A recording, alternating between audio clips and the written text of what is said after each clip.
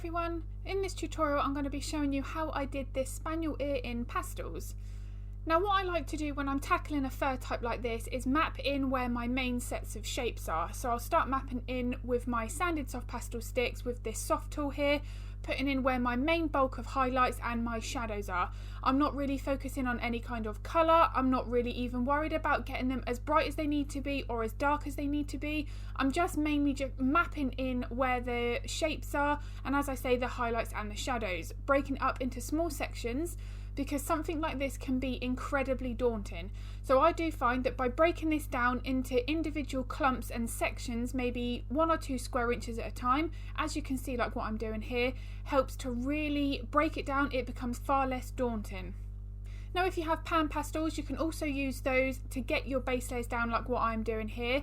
I do have some pan pastels and a few Patreon members have been asking me to experiment with those, so I have done a few projects.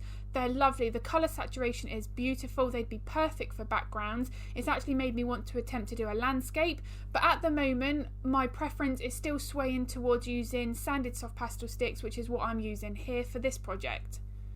So this Cocker Spaniel ear was one that got the most votes in a poll on Patreon.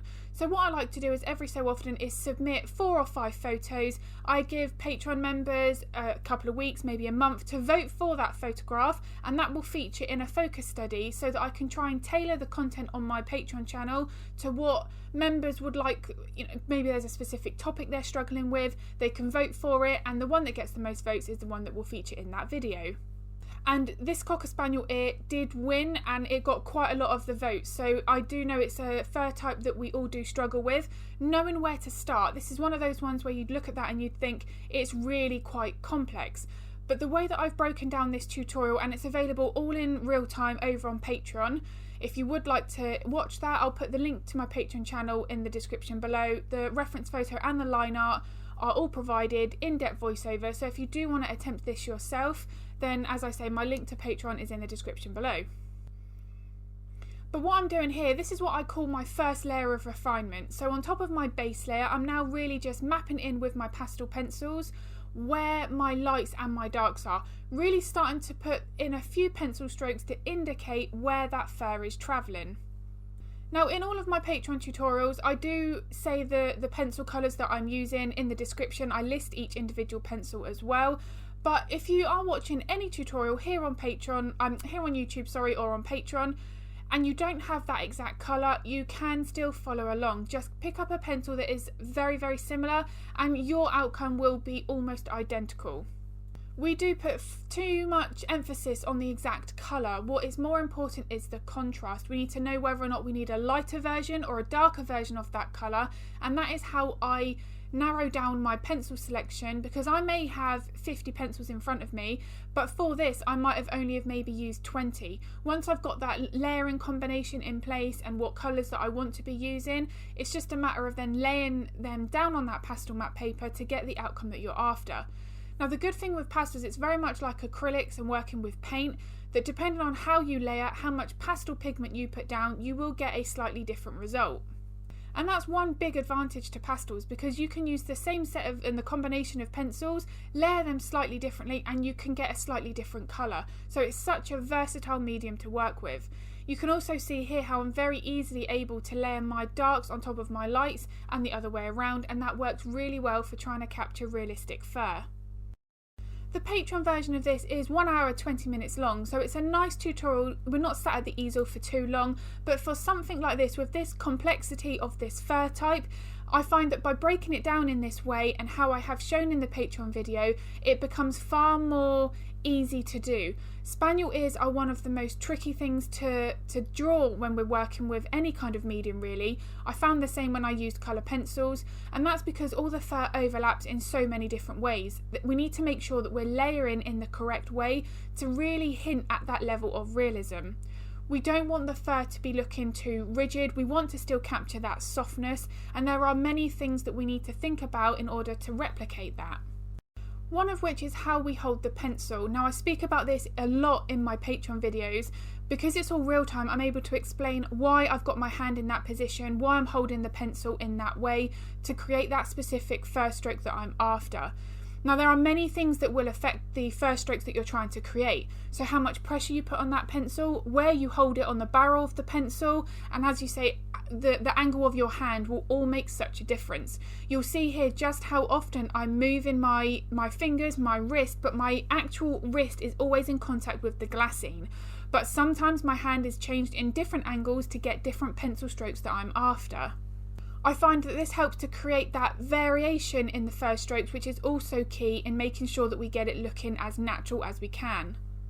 So here you can see that I'm working from dark to light. I'm building up gradually. That's the one most important thing when we're drawing fur, especially soft fur like this. We don't want to be going for our lightest pencils right from the beginning, because we will end up with a fur type that's far too bright.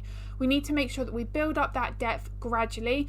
Each layer is never a wasted layer. So one of the most common questions that I'm asked is, my details aren't showing up on top of my base layers. Now the main reason for that is usually that your base layers aren't dark enough.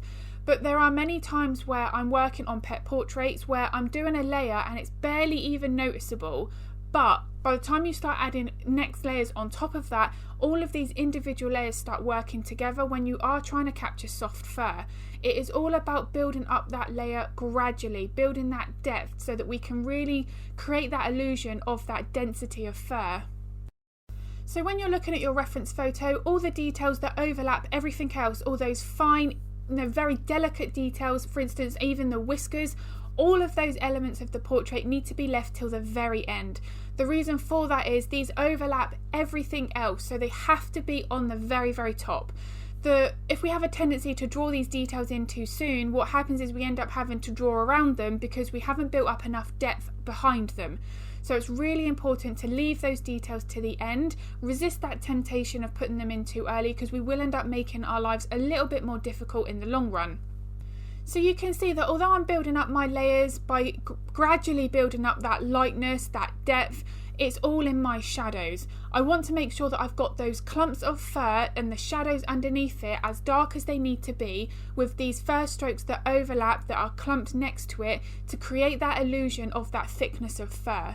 Spaniel ears, especially ones like this where they've got that longer coat, are going to have many, many shapes. They are going to be, there's going to be quite a few shadows, a lot of set highlights, but they're never random. So really look at that reference photo to make sure that you're putting these shadows and highlights in the right place. It's really important to make sure that we get them in the right place.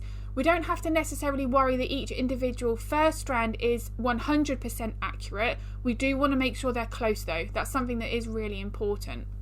And going on colour selection, you can see that the pencils that I've used here are all warmer. So they've got those creamer tones, those yellow ochre, the burnt sienna. I'm making sure that I'm keeping all of my colour selection on the warmer end of the colour wheel to make sure that I'm replicating this tan, sandy colour of the fur that I'm after. So my Patreon channel does focus on fur types, different dog breeds, trying to help out with the pet portrait side of things. I've got also some wildlife ones there as well. Got a mixture of full-length tutorials, focus studies like this, and also bonus videos. So I'll put a link to my Patreon library in the comments below, so that if you'd like to see any of the content that I've got on Patreon, you can have a look at that before signing up if that is of interest to you. The Caran d'Ache pencil, which is what I'm using here, I've saved this brand till more of my last layers. That's because these pencils are a softer lead, therefore they're more opaque and they show up that much brighter. So I like to keep these for my highlighted details on my last 1 or 2 layers to make sure that I've got my brightest values saved till the very end. I do find that if you use these pencils too early on, you do run that risk of going too early on your subject a little bit too soon, so we're not able to build up that same degree of depth. One thing to be aware of with them though is they do have some of these hard nuggets in them which can be, well, they are very annoying. They can scratch your paper, so for that reason I don't have the full set, but there are a few of the colours that I do like to have because I do use them quite a lot. The key to using them though is to use a light pressure to get fine details and to not have too much of a sharpened point, because they are a bit more of that softer lead. They do break a little bit more easy if you do get a little bit more of that sharpened point. So it's best to have more of that rounded edge but a light pressure to keep those details nice and crisp. And who else likes taking that low tack tape off to expose that really nice clean border? I can't be the only one. It was my favourite part about the portraits. And here is the finished study. So I do hope this tutorial here was of use. If it was, I'd really appreciate it if you could give the video a thumbs up, because it really does help. And if you want to get notified of future content, hit the subscribe and the bell button, and I'll be uploading another video here very soon.